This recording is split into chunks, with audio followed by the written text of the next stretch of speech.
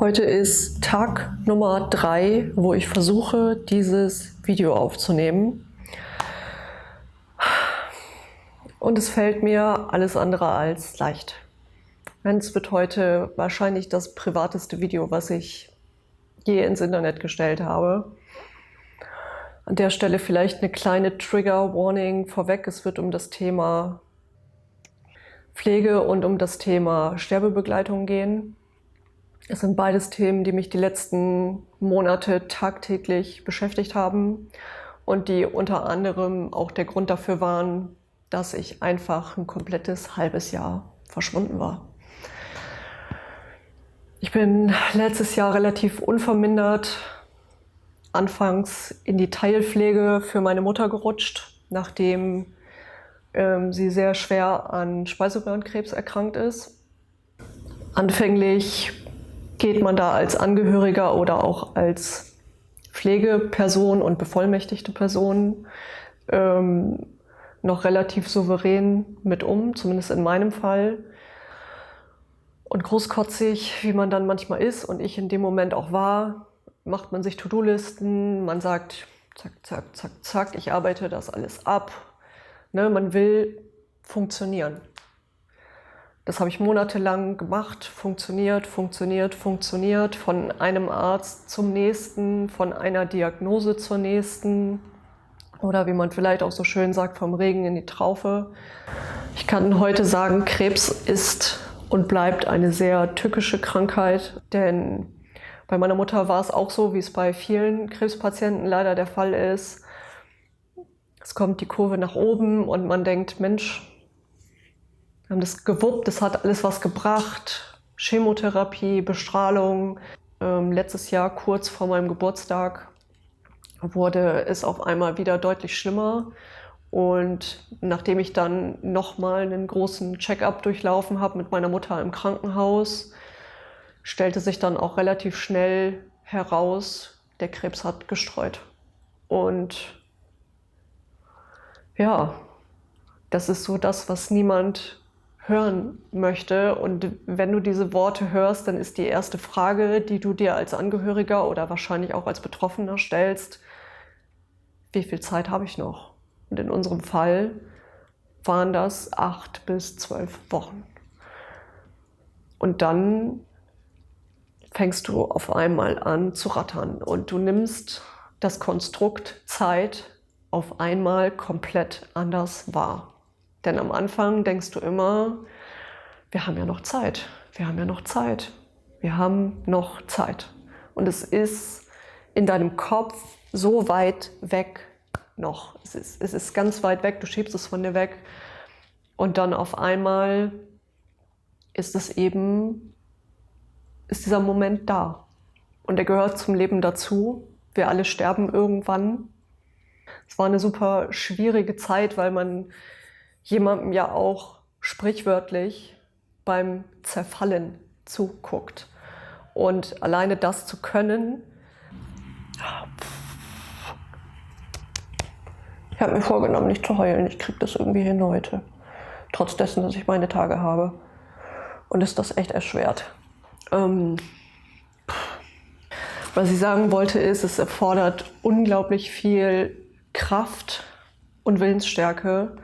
Und ich bin nicht Wonder Woman, ich bin nicht unverletzlich. Und ja, das Leben hat mich relativ schnell auf den Boden der Tatsachen zurückbefördert. Und das auf die nicht allzu netteste Art und Weise. Aber du musst dich dann mit dem Ernstfall beschäftigen und du musst funktionieren und damit klarkommen. Und es ist schwierig. Das erfordert sehr, sehr viel Kraft. Es erfordert viel Willensstärke. So langsam und vielleicht auch schleichend merkt man, dass man sich irgendwie während dieses Prozesses auf einmal selbst verliert, weil man nur noch in seinem eigenen Kopf ist, weil man nachts nicht mehr schlafen kann, weil man bis morgens im Bett liegt, weil man total übermüdet dann irgendwann um 11, 12 das erst schafft aufzustehen, weil man Probleme auf einmal im eigenen Alltag hat. Und all diese Dinge, die will man sich am Anfang vielleicht auch nicht eingestehen, weil man muss ja stark sein. Es wird erwartet, man erwartet das von sich selber. Und man hat auch das Gefühl, du musst es ja sein, weil da ist jemand anders, der ist auf deine Hilfe angewiesen. Ich habe das nie verstanden, wenn Freunde von mir, die schon Depressionen hatten oder mit Burnout zu kämpfen hatten, Panikattacken, Angststörungen und all diese Dinge, dann war das war für mich total fern, das konnte ich nie nachempfinden, weil ich das selber niemals erlebt habe, solche Gefühle. Also so eine überwältigende Form von Überforderung. Und es hat lange, lange Zeit gedauert, A, bis ich das erkannt habe und B, bis ich angefangen habe, dagegen etwas tun zu wollen. Ich kann wirklich von Glück sagen, dass ich viel Hilfe hatte, wenn es um diese Themen ging, dass meine Familie mich unterstützt hat, vor allem meine Tante, wirklich nach allen Kräften, dass diese Last nicht komplett alleine auf meinen Schultern lag in den letzten Monaten.